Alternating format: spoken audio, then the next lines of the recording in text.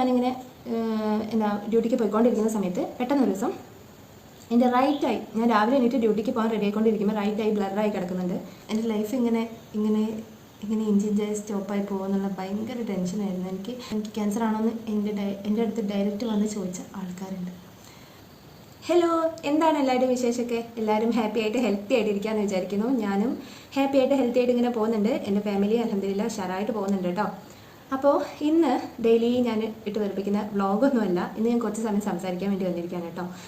ഞാൻ കുറച്ച് മുന്നേ ഒരു വീഡിയോ ഇട്ടിട്ടുണ്ടായിരുന്നു. അതിൽ കുറേ കമൻസ് ഒക്കെ വന്നിട്ടുണ്ട്. അതിന് ആൻസർ ചെയ്തേ പറ്റുമെന്ന് തോന്നിയിട്ടാണ് ഇപ്പോൾ ഇങ്ങനെ ഒരു വീഡിയോ ചെയ്യുന്നത്. ആക്ച്വലി ഇങ്ങനൊരു വീഡിയോ ചെയ്യണമെന്ന് വിചാരിച്ചിട്ട് കുറേ ആയി.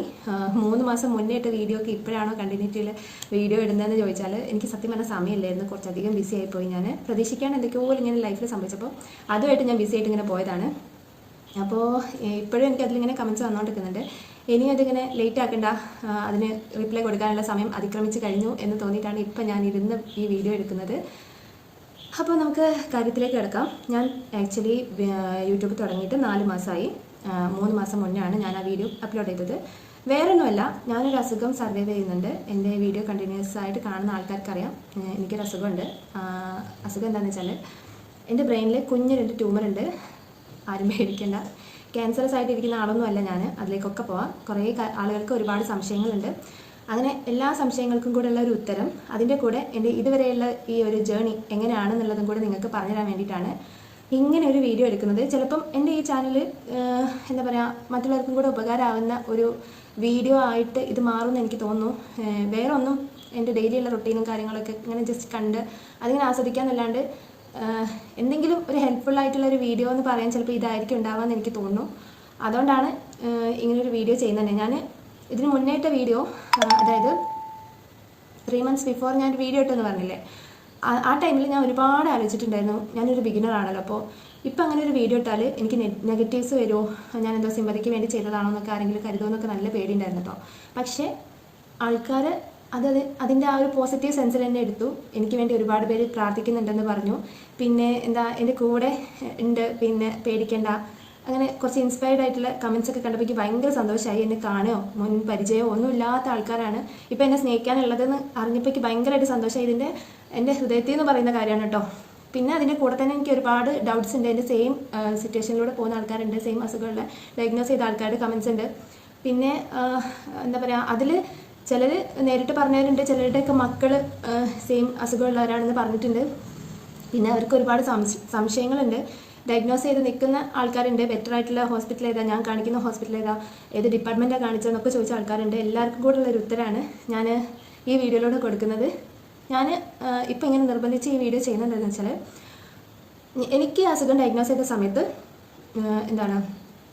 ഞാൻ കുറേ റിസർച്ചൊക്കെ ചെയ്തിട്ടുണ്ടായിരുന്നു യൂട്യൂബിലും ഗൂഗിളിലും ഒക്കെ ആയിട്ട്.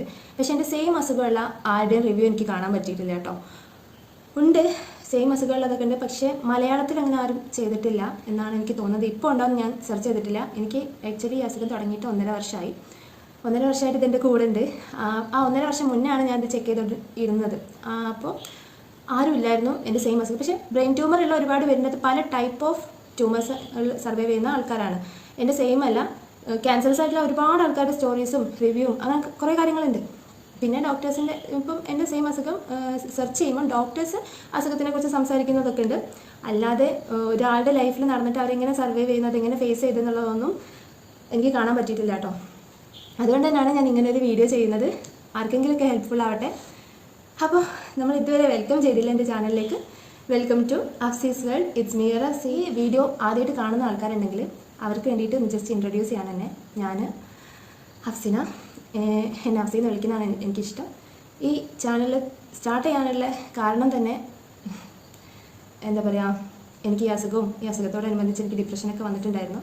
അപ്പോൾ അതിൽ നിന്ന് എനിക്ക് ഓവർകം ചെയ്യാൻ വേണ്ടിയിട്ടാണ് ഞാൻ ഇങ്ങനെ ഒരു ചാനൽ തുടങ്ങിയത്, കുറച്ച് ബിസി ആയിട്ടിരിക്കാൻ. പിന്നെ അതിനേക്കാൾ ഉപരി കുറേ നാൾ കഴിയുമ്പം ഈ ചാനൽ എടുത്ത് നോക്കുമ്പം എൻ്റെ പഴയ നല്ല മെമ്മറീസ് എനിക്ക് ഇങ്ങനെ കണ്ടിരിക്കാമല്ലോ എന്ന് ഓർത്തിട്ടാണ് ഇങ്ങനെ ഒരു ചാനൽ സ്റ്റാർട്ട് ചെയ്തത് കേട്ടോ. അപ്പോൾ നമുക്ക് വിഷയത്തിലേക്ക് വരാം. ഞാൻ എവിടെ നിന്ന് തുടങ്ങണം എന്നുള്ള ഡൗട്ടാണ്. എൻ്റെ അടുത്ത് ഒരുപാട് പേര് ചോദിച്ചിട്ടുള്ള ഡൗട്ട്സിനൊക്കെ കൂടുതൽ ആൻസറാണ് ഇത്. കംപ്ലീറ്റ് ആയിട്ട് കാണുമ്പോൾ എല്ലാത്തിനുള്ള ആൻസർ ഇതിലുണ്ടാവും. കാരണം ഞാൻ ഓരോ കമൻറ്റ്സ് എഴുതി വെച്ചിട്ടുണ്ട്. അപ്പോൾ എനിക്ക് തോന്നി ഞാൻ എൻ്റെ ഇതുവരെയുള്ള ജേർണി പറഞ്ഞു കഴിഞ്ഞാൽ എല്ലാത്തിനുള്ള ആൻസറായി. അതായത് എൻ്റെ സിംറ്റംസ്, ഞാൻ കാണിക്കുന്ന ഡോക്ടർ, അപ്രോച്ച് ചെയ്ത ഹോസ്പിറ്റൽ എല്ലാം അതിലുണ്ടാവും. അപ്പം വീഡിയോ എല്ലാവരും സ്കിപ്പ് ചെയ്യാണ്ട് കാണാം. എനിക്കിത് സ്റ്റാർട്ട് ചെയ്യുന്നത് ഒരു 1.5 വർഷം മുന്നാണ്. എനിക്ക് ഫസ്റ്റ് ഉണ്ടായ സിംറ്റം എന്താണെന്ന് വെച്ചാൽ ഹൈപ്രോലാക്റ്റിനോമയാണ്. എൻ്റെ അസുഖം എന്താണെന്ന് വെച്ചാൽ ഒരു ടൈപ്പ് ഓഫ് ട്യൂമറാണ്. പിറ്റ്യൂട്ടറിയിലാണ് അതുള്ളത്. 2 ട്യൂമേഴ്സ് ഉണ്ട്. അതിൻ്റെ സൈസ് സ്ലോലി ഗ്രോ ചെയ്യുന്നുണ്ട്. എനിക്ക് ഫസ്റ്റ് സിംറ്റം ഹൈപ്രോലാക്റ്റിനോമയാണ് കണ്ടത്. അത് കണ്ടിട്ട് ആണ് നമ്മൾ ബ്ലഡ് ടെസ്റ്റൊക്കെ ചെയ്ത് അത് എന്താ പറയുക ബ്ലഡ് ടെസ്റ്റ് ചെയ്തു. അത് പ്രൊലാക്റ്റിൻ ഹൈ ആയിരുന്നു. പ്രൊലാക്റ്റിൻ എന്ന് പറഞ്ഞാൽ ഹോർമോൺ ഹൈ ആയിരുന്നു. പ്രൊലാക്റ്റിൻ എന്താണെന്ന് അറിയാത്തവർക്ക് ഞാൻ പറഞ്ഞുതരാം. ഹൈപ്രോലാക്റ്റിനോമ എന്ന് പറയുന്നത് നമ്മൾ ലേഡീസിന് എന്താ പറയുക മിൽക്ക് പ്രൊഡ്യൂസ് ചെയ്യുന്ന ഒരു ഹോർമോണാണ് പ്രൊലാക്റ്റിൻ എന്ന് പറയുന്നത്. അപ്പോൾ അത് പ്രൊഡ്യൂസ് ചെയ്യുന്ന തലയിൽ നിന്നാണ്. അപ്പോൾ നമ്മുടെ തലയിൽ എന്തെങ്കിലും ട്യൂമർ പോലെ എന്തെങ്കിലും ഗ്രോ ചെയ്യുന്നുണ്ടെങ്കിൽ ഏതെങ്കിലും ഒരു ഹോർമോൺസിനൊക്കെ ഇംബാലൻസ് ഉണ്ടാവും. എനിക്കുണ്ടായത് പ്രൊലാക്റ്റിനാണ്. ചിലർക്ക് തൈറോയിഡിലോ അങ്ങനെ പല ഹോർമോൺസും ചേഞ്ചസ് ഉണ്ടാവും. എനിക്ക് വന്നത് പ്രൊലാക്റ്റിനാണ്. ഇതൊക്കെ പറയുന്നതിന് മുന്നേ എനിക്കൊരു പ്രത്യേകമായിട്ടൊരു കാര്യം നിങ്ങളടുത്ത് പറയാനുണ്ട്. എൻ്റെ സെയിം സിംറ്റംസ് ഉള്ള ഒരുപാട് ആൾക്കാരുണ്ടാവും. ഇപ്പോൾ ഈ വീഡിയോ കാണുന്ന ഒരുപാട് ആൾക്കാരുണ്ടാവും. പ്രത്യേകിച്ച് എനിക്ക് ലേഡീസിനോടാണ് പറയാനുള്ളത്. നമുക്ക് ഒരു പ്രത്യേക കഴിവുണ്ട്. ഓരോരുത്തർ ഓരോന്ന് പറയുന്നത് കേൾക്കുമ്പം എന്താ പറയുക നമുക്ക് അതേ സെയിം സിംറ്റംസ് ഉണ്ടെന്ന് കണ്ടു കഴിഞ്ഞാൽ എനിക്ക് അസുഖമാണ് നമ്മൾ തന്നെ സ്വയം വിലയിരുത്തുന്ന ഒരു പ്രത്യേക കഴിവ് ലേഡീസിനുണ്ട്. ഇല്ല എന്നൊന്നും അവർ പറയേണ്ട, അതുണ്ട്, ഉള്ളതാണ്. അപ്പോൾ ഞാൻ പറയുന്ന സിംറ്റംസ് ആർക്കെങ്കിലും ഫീൽ ചെയ്യുന്നുണ്ടെങ്കിൽ ഉള്ളതാണെങ്കിൽ നിങ്ങൾ ഒരു ഡോക്ടറെ കണ്ടിട്ട് മാത്രം അത് കൺഫേം ചെയ്യുക. അല്ലാതെ ഇത് കണ്ടിട്ട് നിങ്ങൾക്ക് ഈ അസുഖമാണെന്ന് നിങ്ങൾ ഒരിക്കലും കൺഫേം ചെയ്ത് വെറുതെ ടെൻഷൻ അടിക്കരുത് കേട്ടോ. അപ്പോൾ എനിക്ക് ഹൈപ്രോലാക്റ്റിനോമ കണ്ടു.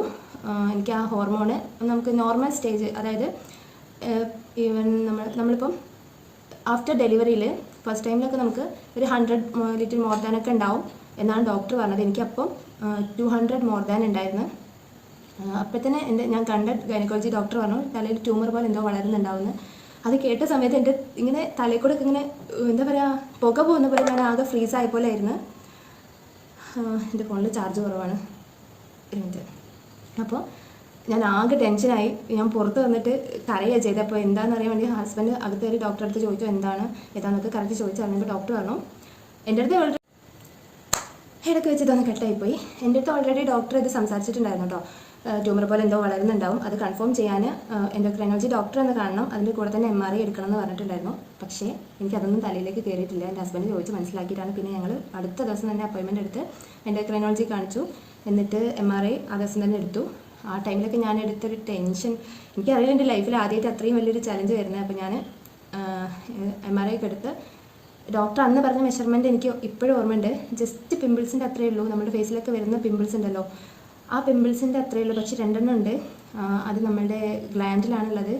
അത് നമ്മളെ ഐസൈറ്റിലുള്ള ഞരമ്പുണ്ട്. ആ ഞരമ്പിലേക്ക് ടച്ച് ചെയ്ത് കഴിഞ്ഞാൽ ഐസൈറ്റ് ഫുള്ള് പോകും. പക്ഷേ ഇപ്പം അങ്ങനെയല്ല. ഇപ്പോൾ ഒരുപാട് ഗ്യാപ്പിലാണ് നിൽക്കുന്നത്. സേഫ് ആണെന്നാണ് പറഞ്ഞത്. പിന്നെ ഒരുപാട് ടെസ്റ്റും കാര്യങ്ങളൊക്കെ വേറെ ചെയ്തിട്ടുണ്ട്. പിന്നെ അത് കഴിഞ്ഞ് ഞങ്ങൾ എന്ത് ചെയ്തു, കുറേ കാലം അങ്ങനെ ഓരോ മാസത്തിലും എന്നെ അങ്ങനെ ജസ്റ്റ് ഒന്ന് ഫോളോ അപ്പിന് വരാൻ വേണ്ടി പറഞ്ഞിട്ടുണ്ടായിരുന്നു. എന്ന് വെച്ചാൽ എനിക്ക് ഹൈ പ്രൊലാക്റ്റിനോമ ഉണ്ടായിരുന്നു, അതൊന്ന് നോർമൽ ആവുന്ന വരെ. പക്ഷേ അതെനിക്കൊരു 10 ദിവസം കൊണ്ട് തന്നെ നോർമലായിട്ടുണ്ട്. ഞാൻ സപ്ലിമെൻറ്റ്സ് എടുത്തപ്പോൾ 10 ദിവസം കൊണ്ട് നോർമൽ സ്റ്റേജിലേക്ക് വന്ന്. പിന്നെ ഞാൻ എന്ത് ചെയ്തു, ഇങ്ങനെ ഓരോ മന്തിൽ ഒരു 3 മന്ത്സ് കണ്ടിന്യൂസ് ആയിട്ട് ഇങ്ങനെ നോക്കിയിട്ടുണ്ട്. അപ്പോൾ ഡോക്ടർ MRIയിൽ ഇത് ഡയഗ്നോസ് ചെയ്തപ്പം എൻഡോക്രൈനോളജി ഡോക്ടർ എനിക്ക് ന്യൂറോ സർജറി ഡോക്ടറും കൂടെ സജസ്റ്റ് ചെയ്തു. അവിടെ അപ്പോയിൻമെൻറ്റ് എടുക്കാൻ പറഞ്ഞു. ഡോക്ടർ കണ്ടു. ന്യൂറോ സർജറിയുടെ ഡോക്ടർ പറഞ്ഞു നമ്മളിത് ജസ്റ്റ് ഒബ്സർവ് ചെയ്താൽ മതി, ഇടയ്ക്ക് ഫോളോ അപ്പിന് വരിക. എന്താ പറയുക, ഒരു 6 മാസമോ ഇപ്പോൾ ഒരു 6 മാസം കൂടുമ്പോൾ നമുക്ക് MRI എടുത്ത് നോക്കണം എന്ന് പറഞ്ഞു. കാരണം അത് ഡയഗ്നോസ് ചെയ്തപ്പോൾ പെട്ടെന്ന് ഗ്രോത്ത് വരുന്നുണ്ടോ ഇല്ലയോ എന്ന് അറിയാൻ വേണ്ടിയിട്ടാണ് ആ 6 മന്ത് പറഞ്ഞിട്ടുണ്ടായിരുന്നത്. അങ്ങനെ ഞാൻ ഓരോ 6 മന്ത് കൂടുമ്പോഴും 2-3 തവണ ഇതെടുത്തു, നമ്മളെ MRI എടുത്തു കേട്ടോ. ഞാൻ ആദ്യം പറഞ്ഞ ആ ഒരു ഇതിൽ സ്റ്റെക്കായി ഇങ്ങനെ നിൽക്കുകയാണ്. അപ്പോൾ MRI എടുത്തിട്ടുണ്ടായിരുന്നു. അപ്പോഴൊന്നും എനിക്ക് പ്രത്യേകിച്ച് ഗ്രോത്ത് ഒന്നും ഉണ്ടായില്ല. അപ്പോൾ എൻ്റെ അടുത്ത് ഡോക്ടർ പറഞ്ഞത് സ്ലോലി ഗ്രോ ചെയ്യുന്നൊരു ട്യൂമറാണ്. ഇത് കുറേ മുന്നേ ഉണ്ടായിട്ടുണ്ടാവും, പക്ഷേ ഇപ്പോഴാണ് അതിൻ്റെ സിംറ്റംസ് പുറത്തേക്ക് വരുന്നത്. ചിലർക്ക് ഇതിപ്പോഴും അറിയില്ല, ഐസൈറ്റ് ഫുൾ പോയി കഴിഞ്ഞിട്ട് അറിയുള്ളൂ. നിനക്കിത് ബിഗിനിങ്ങിലേ കണ്ടു, അത് വലിയ ഇതാണ് വിചാരിച്ചാൽ മതി എന്ന് പറഞ്ഞു. ബ്ലെസ്സിങ് ആണ് കരുതിയാൽ മതി എന്ന് പറഞ്ഞിട്ടുണ്ടായിരുന്നു. എൻ്റെ ലൈഫിലെല്ലാം അങ്ങനെയാണ് കേട്ടോ. എനിക്ക് ഭയങ്കര ബ്ലെസ്സിങ് ആണ്, ഞാൻ ചുമ്മാ പൊക്കി പറയല്ല. അപ്പോൾ ഞാൻ അങ്ങനെ ഞാനതിങ്ങനെ നോർമലായിട്ട് ഇങ്ങനെ ഇട്ടതാണ്. ഞാൻ ഡ്യൂട്ടിക്ക് പോകുന്നുണ്ട്. ഞാൻ ചോദിച്ചു, ഞാൻ ഡ്യൂട്ടിക്ക് പോകുന്നുണ്ട് ഡോക്ടറെ, ഞാൻ വീട്ടിലിരിക്കണോ, ജോലി നിർത്തണോ എന്ന് ചോദിച്ചു. എന്നോട് പറഞ്ഞു ഒരിക്കലും ജോലി നിർത്തി വീട്ടിലിരിക്കരുത്. നിനക്കിതുകൊണ്ട് എന്താ പറയുക, നിൻ്റെ ഹെൽത്തിൽ വേറെ ഇഷ്യൂസ് ഒന്നും വരില്ല. അതവിടെ ഗ്രോ ചെയ്യുന്നുണ്ട്. അത് ഭയങ്കര സ്ലോലി ഗ്രോ ചെയ്യുന്നൊരു ട്യൂമറാണ്. അതുകൊണ്ട് ഒരു പ്രശ്നവും വരില്ല. നമുക്ക് ഫ്യൂച്ചറിൽ എന്ത് വരും എന്നുള്ളത് നമുക്ക് ഒബ്സർവ് ചെയ്ത് നോക്കാം, പേടിക്കേണ്ട കാര്യമില്ല എന്ന് പറഞ്ഞു. പിന്നെ ചെക്കപ്പ് മുടക്കരുത്. ആ ടൈമിലേക്ക് കുറച്ച് സപ്ലിമെൻറ്റ്സ് ഒക്കെ തന്നിട്ടുണ്ടായിരുന്നു. ഇത് ഹോർമോൺ ഇഷ്യൂ കാരണം വന്ന ട്യൂമറാണോ എന്നൊരു ഡൗട്ട് ഡോക്ടേഴ്സിന് ഉണ്ടായിരുന്നു. അപ്പോൾ കുറച്ച് ഇതൊക്കെ ഉണ്ടായിരുന്നു, സപ്ലിമെൻറ്റ്സ് ഒക്കെ എടുത്തിട്ടുണ്ടായിരുന്നു. പക്ഷേ അതുകൊണ്ടൊന്നും കാര്യമില്ല എന്ന് കണ്ടപ്പം അത് നിർത്തി. പിന്നെ എനിക്ക് പ്രത്യേകിച്ച് സപ്ലിമെൻറ്റ്സ് ഒന്നുമില്ല. എനിക്ക് റെയറായിട്ട് ഇപ്പോൾ 1.5 വർഷമായല്ലോ, ഇതിനിടയ്ക്ക് ഒരു 3 തവണയാണ് എനിക്ക് സിവിയർ ആയിട്ടുള്ള ഹെഡേക്ക് വന്നിട്ടുള്ളത്. ആ ടൈമിൽ ഞാൻ ഹോസ്പിറ്റലൈസ്ഡ് ആയിട്ടുണ്ട്. അല്ലാതെ എനിക്ക് ഹെഡേക്ക് ഒന്നും വന്നിട്ടില്ല. ഇയർ ബാലൻസിൻ്റെ പ്രശ്നം വരാറുണ്ട്. അത് ഇതിൻ്റെ ഒരു ചെറിയൊരു സിംറ്റമാണ്. അതെനിക്ക് ആദ്യമേ ഉണ്ട് കേട്ടോ. ആ ഇയർ ബാലൻസിൻ്റെ പ്രശ്നം എനിക്ക് ആദ്യമേ ഉണ്ടായിരുന്നു. തല കറങ്ങുന്ന പോലെ ചുമ്മാ ഞാൻ ബെഡ് കിടക്കുകയാണെങ്കിൽ നല്ല രീതിയിൽ ഞാൻ കറങ്ങും. അങ്ങനെ ഒരു പ്രശ്നം ഉണ്ടായിരുന്നു. അത് ഇപ്പോഴും ഇടയ്ക്ക് വരാറുണ്ട് വല്ലപ്പോഴും. ഹെഡേക്കിനേക്കാളും കൂടുതലായിട്ട് എനിക്ക് അതാണ് തോന്നാറുള്ളത്. അതെപ്പോഴും ഒന്നുമില്ല, എനിക്ക് വല്ലപ്പോഴും വരുന്ന കാര്യമാണ്. പിന്നെ അപ്പോൾ ഈ 2 സിംറ്റംസ് ആ ടൈമിലുണ്ടായിരുന്നുള്ളൂ. അപ്പോൾ നമ്മളുടെ സ്റ്റോറി ടെല്ലിംഗ് സെക്ഷൻ ഇന്നത്തേക്ക് തൽക്കാലം ഞാൻ ഇവിടെ സ്റ്റോപ്പ് ചെയ്ത് വെക്കുകയാണ്. ഞാനിപ്പോൾ എഡിറ്റ് ചെയ്തുകൊണ്ടിരിക്കുകയായിരുന്നു. ആക്ച്വലി ഞാൻ ഫുൾ വീഡിയോ എടുത്തു കഴിഞ്ഞു. എന്നിട്ട് എഡിറ്റ് ചെയ്യുന്ന സമയത്ത് എനിക്ക് തോന്നി ഇത് ഭയങ്കരമായിട്ട് ലോങ് ആവുന്നു. ചിലർക്കെങ്കിലും ഇത് ബോറടിക്കും. എൻ്റെ സ്റ്റോറിയാണല്ലോ, അപ്പോൾ എനിക്ക് മാത്രമേ ഇത് സത്യം പറഞ്ഞാൽ ബോറടിക്കാണ്ടിരിക്കുള്ളൂ. മറ്റു പലർക്കും ബോറടിക്കാനുള്ള ചാൻസ് ഉണ്ട്. അപ്പോൾ നിങ്ങളെ ബോറടിപ്പിക്കാണ്ട് ഇതൊന്ന് നിങ്ങളിലേക്ക് എത്തിക്കുക എന്നുള്ളൊരു ഉദ്ദേശം കൂടെ എനിക്കുണ്ട്. അത് സക്സസ്ഫുള്ളി നടക്കണം. അതുകൊണ്ട് ഞാൻ ഇതിവിടെ വെച്ച് അവസാനിപ്പിക്കുകയാണ്. എന്നിട്ട് ഈ ക്ലിപ്പ് ഞാൻ ഇതിൻ്റെ ഇടയിൽ കുത്തിത്തിരിക്കുകയാണ്. എന്തായാലും ഈ ഫസ്റ്റ് പാർട്ട് കണ്ടവർ ഉറപ്പായിട്ട് സെക്കൻഡ് പാർട്ട് കാണണം. ഇതിൻ്റെ ഒരു ടൈം ലിമിറ്റ് കൂടിയതുകൊണ്ടാണ് ഞാൻ ഇതിങ്ങനെ 2 പാർട്ടാക്കുന്നത്. എന്തായാലും ഇങ്ങനെ ഇതിനിടയിൽ കിടന്ന് ഇവിടെ സ്റ്റോപ്പാക്കിയതിന് സോറി. നിങ്ങൾക്ക് ഇത് കംപ്ലീറ്റ് ആയിട്ട് കേൾക്കണമെങ്കിൽ ഇതിൻ്റെ സെക്കൻഡ് പാർട്ട് ഉറപ്പായിട്ടും കാണാം. അപ്പം നമ്മളുടെ ഇന്നത്തെ വീഡിയോ ഇവിടെ വെച്ച് വൈൻഡപ്പ് ചെയ്യാണ്. അപ്പം നെക്സ്റ്റ് വീഡിയോയിൽ കാണാമെന്നല്ല, നെക്സ്റ്റ് വീഡിയോ നിങ്ങൾ മസ്റ്റ് ആയിട്ടും കാണണം. അതിലാണ് കുറച്ചും കൂടെ ട്വിസ്റ്റ് ഇരിക്കുന്നത്. Okay, by.